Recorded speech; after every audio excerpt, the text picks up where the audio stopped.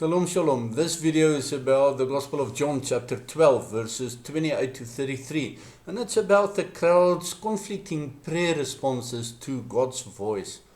And I'll read the text. Yeshua was praying, Father, glorify your name. Then a voice came out of heaven, I've glorified it and again I will glorify it. Therefore the crowd that was standing there and heard it was saying that it had thundered. Others were saying an angel spoke to him. Yeshua responded, this voice hasn't come for my sake, but for yours. Now is the judgment of the world. Now the prince of this world will be driven out, and I am lifted up from the earth. I will draw all to myself. He said this to show the kind of death he was about to die. The crowd was divided and had different opinions. Some heard the voice from heaven speaking, and for others it merely sounded like thunder. Yeshua explained that the Father's voice came for the crowd's sake, because what they heard judged them and separated them. The people who believed heard a great voice from heaven, not daring even to acknowledge that it could be the Father's voice. They recognized it as an angel's voice.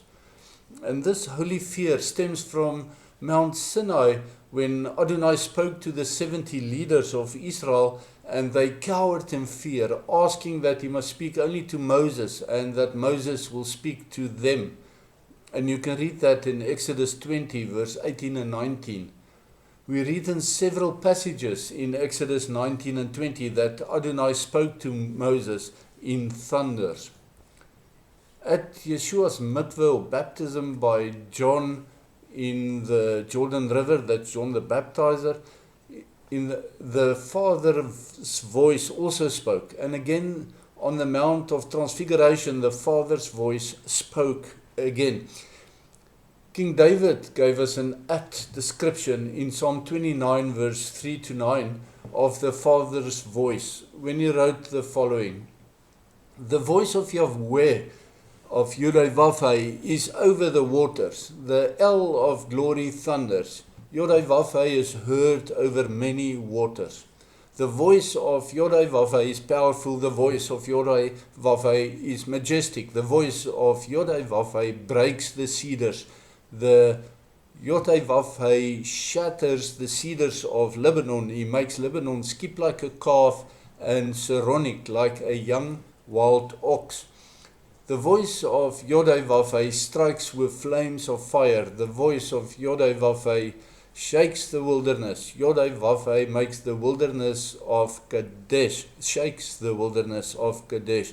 The voice of Yod-Heh-Vav-Heh twists the oaks and strips the forest bare. And in his temple all cry, glory. To the individuals in the crowd who had no personal relationship with God, the voice sounded merely like rolling thunder. They made nothing of it. It was not given to them to hear God's voice because their hearts were closed to Him. The rhythm of I have glorified it and again I will glorify it was the rolling thunder they misheard. Today, people who do not believe cannot discern God's voice from the background noise. For people who believe and who seek an active relationship with Him, His voice is everywhere, in the Bible and in nature and in the events that are happening around us. The dark prince of this world is about to be tied and bound for 1,000 years, but first he is deceiving the nations to bring about the tribulation. So to be lifted up in Hebrew is marriage talk, as the groom and the bride is lifted up on chairs during the wedding celebration. In getting lifted up on the cross, Yeshua paid the bridal price to marry His beloved, His chosen people, Israel, not the church. So please beware of replacement theologies, false claims and teachings in this regard. The bride will be lifted up in the wedding ceremony when Yeshua returns, and being lifted up is not getting raptured, it means getting married. I hope that gives you food for thought, and I wish you shalom shalom.